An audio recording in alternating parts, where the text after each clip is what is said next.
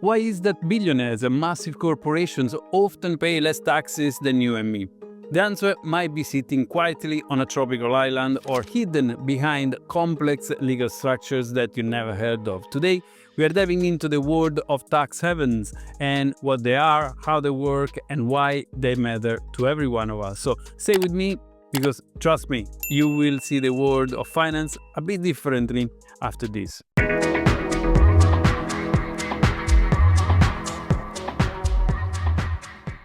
So what is a tax haven? Let's start simple. A tax haven is a country or jurisdiction that offers individuals or businesses low or even zero tax rates combined with financial secrecy. And by secrecy, I mean banking laws so tight that can make your bank look like a gossiping neighbor. Let's bring us some examples. Think like a Cayman Island, Luxembourg, the British Virgin Island, or even Switzerland. But some less obvious countries also play this game, like Ireland and the Netherlands, each with its own twist.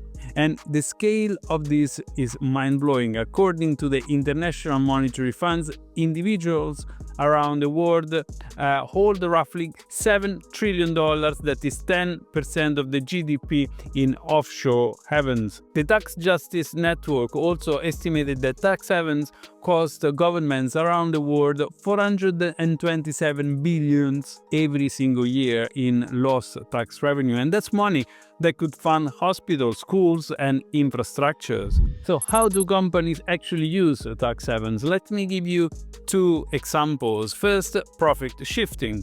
A company that is, let's say, based in the United Kingdom makes huge profits.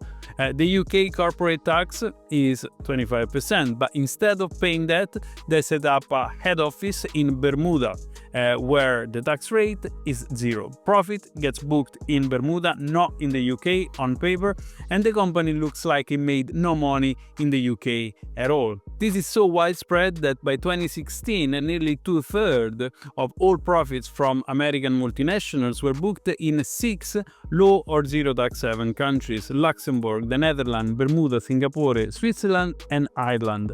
Let's bring up the second example, which is transferring intellectual property, and tech giants are masters at doing this. They register patents for algorithms or software in a low-tax country. This often happens in Ireland. Their US operations then pay royalties to the Irish entity for using that intellectual property. Those payments drain profits from high-tax countries straight into the tax haven, and the result is that the company legally avoids billions in taxes while still making huge sales everywhere around the world. But it's not just the corporates, wealthy individuals also do it too.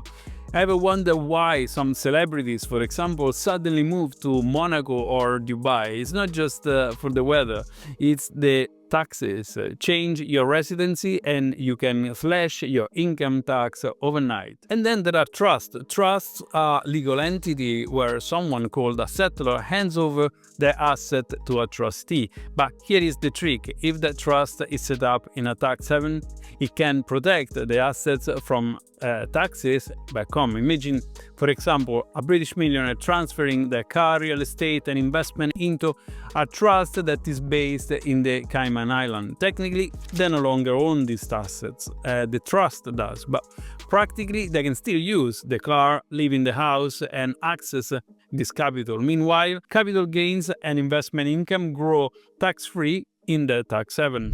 I've made also a dedicated video about the risk of trusts and connection with money laundering, so I'll link that video above in case you wanna dive deeper into trust. Quick reminder: if you're looking to break into financial crime prevention or grow your career in financial crime compliance, check out my FinCrime Career Accelerator course. The link is in the video description, and it's packed with practical knowledge to help you stand out in this field. Back to the video now. You might be thinking, why would a country is willing to become a tax haven? Well, for many reasons, right? These nations, especially small islands, states, they simply don't have many other industry. Tourism can be seasonal. Manufacturing, not really possible in a tiny island, but financial services, that's a gold mine.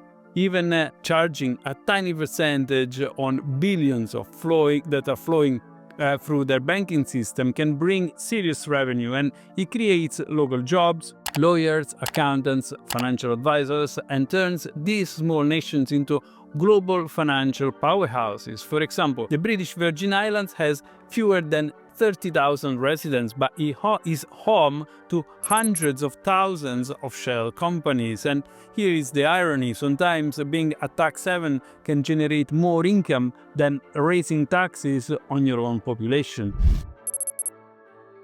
But here is where it gets darker. All that secrecy doesn't just help people dodge taxes, it also helps criminals to hide dirty money. Drug traffickers, corrupt politicians, and organized crime groups love tax havens. Why? Because it's easy to create fake companies, move money between jurisdictions, and make dirty cash eventually look clean. The FATF, the global money laundering watchdog, warns in many occasions that these jurisdictions increase the risk of financial crime by making it harder to trace who really owns what. This is why tax havens matter. It's not just about rich people paying less taxes, it's about weakening the entire financial systems and fueling criminal enterprises. So next time you hear about tax havens, remember, it's not just some distant problem affecting only the super rich. It impacts all of us. Those billions that are not collected in taxes, that's essentially fewer hospitals, less funding for schools, and crumbling infrastructure. And while some countries benefit in the short term, globally, tax havens undermine trust also in the financial system and also fuel inequality. So we are at the end of the video. If you found this video helpful, please press the like button and make sure to subscribe for more insight into regulatory compliance and financial crime. So that's all for today. Thank you for watching and see you soon.